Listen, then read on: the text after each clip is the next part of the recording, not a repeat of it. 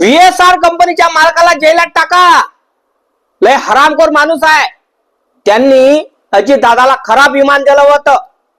मी नाही म्हणत, रोहित पवार साहेब सांगते, बघून घ्या. डीजीसीएच्या ऑफिशियल वेबसाईट वर आहे आणि याच्यामध्ये सरळ सरळ 5 विमानं ही ग्राउंड करण्यात आली. म्हणजे अजितदादांना दिलेलं विमान हे खराब होतं, हे डीजीसीए तिथं स्वीकारतंय. मग खराब होतं चुकून पाहिलं ना? का मुद्दा? मग काय म्हणाल तुम्ही? हा प्रश्न कधी दादा घात नाही का? हा का अपघात आहे? Criminal conspiracy. अरे अजित दादाला प्लॅनिंग न मारलं, अजित दादाचा घात केला, अपघात नाही झाला. विचार करत गोष्ट आहे. ती नालायक लोक झाले पाहिजे.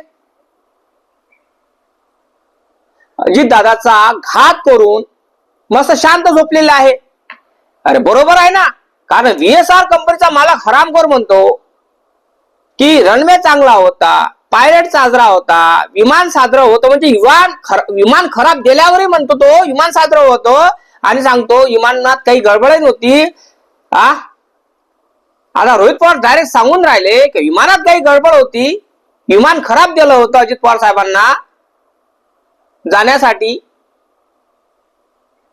तर वाटत नाही का त्या व्हीएसआर कंपनीचाच मालकाचा तुम्हाला दिसत नाही का याच्यात काही ना काही घात?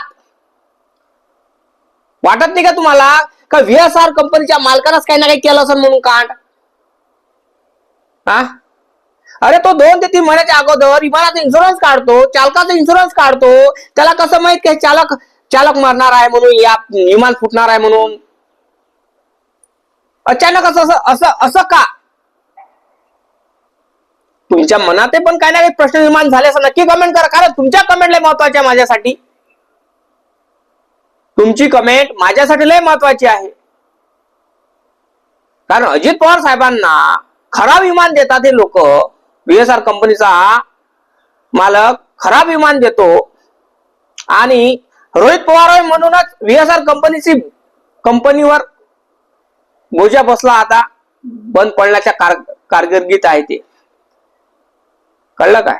नाही तर आतापर्यंत तुम्हाला माहिती, आता म्हणतो एवढे नेते झाले, त्यांच्या घात झाला की अपघात झाला, कोणी चौकशी केली नाही. पण अजित पवार हा नावाचा व्यक्ती हा असा होता, हा राजकारणातला एक शहंशाह होता, दगदगता दिवा होता, सवा शेर होता. त्यांना असं वाटत होतं की जसे पहिले नेते मेले यांचं पण असंच होणार आहे. नाही, महाराष्ट्रातली जनता चुत्या नाही आहे. बरोबर नाही का भाऊ? चुत्या आहे का महाराष्ट्रातली जनता? नाही ना. मग मी तेच सांगत आहे तुम्हाला की अजित पवार साहेबांचा प्लॅनिंगने घात केला, प्लॅनिंग रचली, प्लॅनिंगने त्यांचा डाव केला आणि त्यांना विमान हे खराब दिलं, साजरं दिलं नाही. त्यांना विमान खराब दिलं. आणि अजित दादाला विमान खराब का दिलं?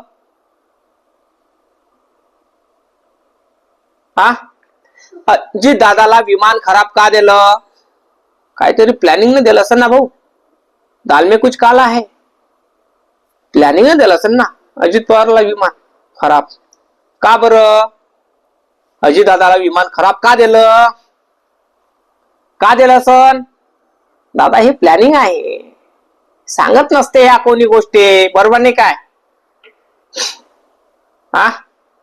कारण अजित पवारचा घात झाला, लोक अपघात दाखवून राहिले, अपघात सांगून राहिले.